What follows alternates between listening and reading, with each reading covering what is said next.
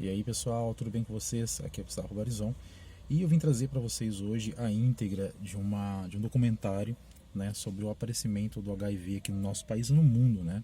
Esse vídeo ele é de 1983 e eu queria fazer um comentário antes de vocês assistirem, para vocês repararem, né, no que os cientistas, no que os médicos falam a respeito desse vírus, no que está relacionado à forma de contágio, né? Então eles colocam de forma totalmente equivocada, né? Até dá para entender que naquele período o HIV ele acabava aparecendo realmente entre os homossexuais, até pelo tipo de relação, né? Mas eles deixavam de forma exclusiva, né, a prática homossexual. E na verdade a gente sabe que o vírus ele passa mais através das relações desprotegidas, né, seja ela homossexual ou heterossexual, né? Isso talvez contribuiu para que a doença se disseminasse em pessoas que não eram desse grupo de risco, né, se sentiam protegidas. Isso tem muita relevância, né, quando a gente compara aqui na nossa pandemia agora do coronavírus, né? Antigamente eram os mais velhos, né, quem tinham comorbidades, e agora ele está matando bastante jovens, né? Está acometendo bastante jovens. Então eu vou deixar esse documentário para vocês aí na íntegra. Na imagem não está muito boa, porque é um documentário de 1983, né? Mas ele é histórico, muito marcante, com certeza. E vou deixar aí na íntegra para vocês.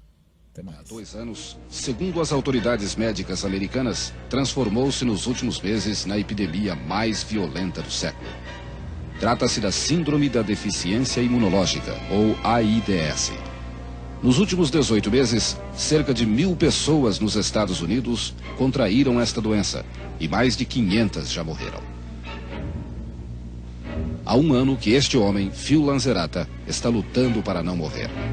Esta nova doença praticamente destruiu as defesas naturais do organismo de Phil, seu mecanismo imunológico, deixando-o vulnerável a uma série de doenças fatais, que o obrigaram a ser hospitalizado 15 vezes, de junho até agora.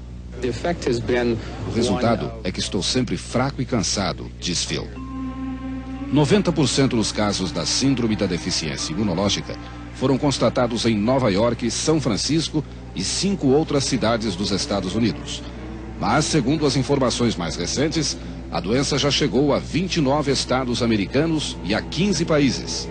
Quem diz isto é o Dr. Richard Selleck, que dirige o grupo de trabalho que tenta encontrar as causas da doença. E aqui nos Estados Unidos, o senhor já considera o problema uma epidemia? Sim, sem dúvida. Agora que identificamos a doença, podemos dizer que tivemos em 1978 apenas 4 casos no país. Em 79 tivemos 9 casos.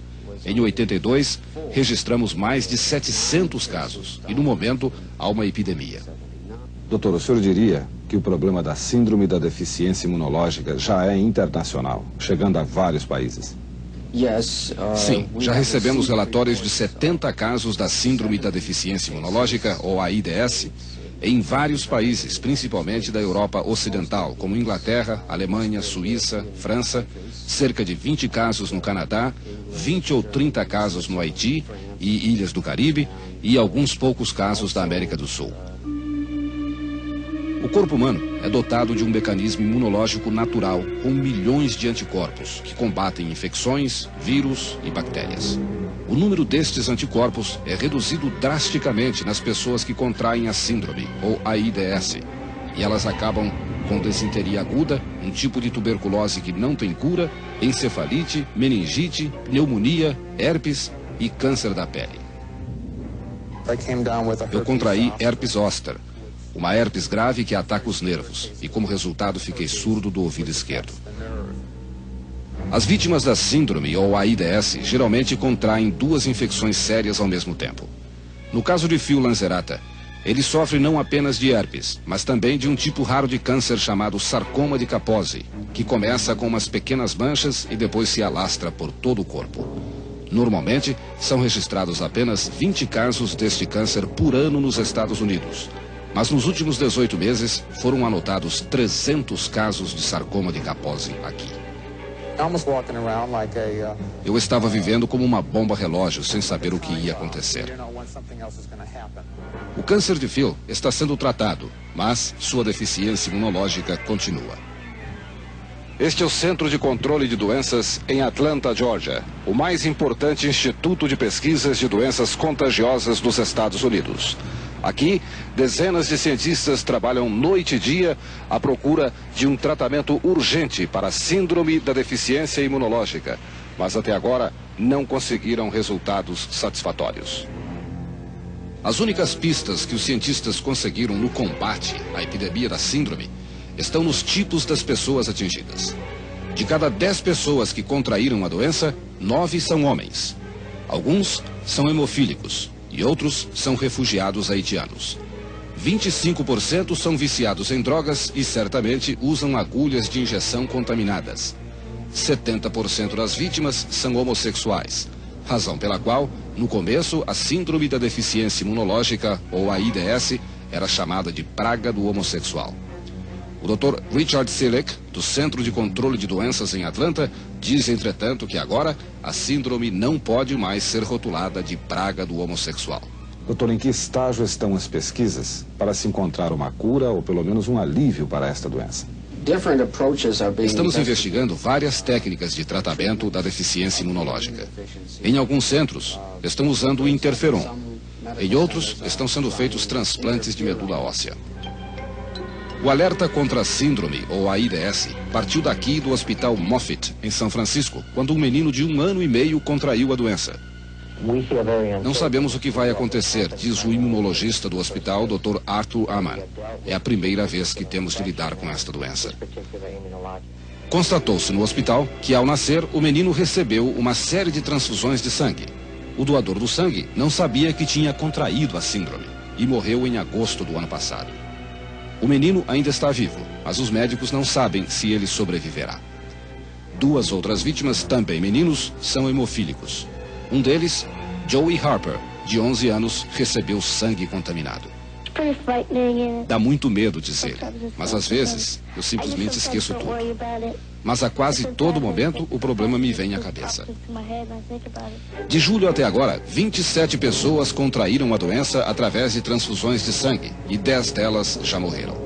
Só nos Estados Unidos, 10 milhões de transfusões de sangue são feitas todos os anos. E não existe nenhum exame capaz de mostrar se o sangue está contaminado com a síndrome da deficiência imunológica. Esta semana, a Prefeitura de Nova York criou um serviço de emergência para atender as pessoas que acham que estão com a síndrome da deficiência imunológica. O serviço está recebendo, em média, 100 chamadas por dia. A síndrome da deficiência imunológica é fatal. Segundo os cientistas do Centro de Controle de Doenças em Atlanta, Georgia, 75% das pessoas que contraem esta doença morrem em menos de 3 anos. Vejam só esta comparação. A varíola, no auge da epidemia mundial, matava em média 25% de suas vítimas. Talvez a mais importante pesquisa para se encontrar a cura da síndrome da deficiência imunológica esteja sendo feita aqui na Universidade Harvard, onde, por acaso, 2 cientistas descobriram que a morte inexplicável de vários macacos tinha as mesmas características das mortes provocadas pela deficiência imunológica em pessoas em Nova York.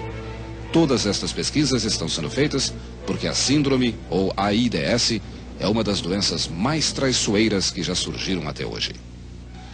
O senhor pode detectar esta doença numa pessoa? Até agora, nós não temos um exame para mostrar a presença da doença.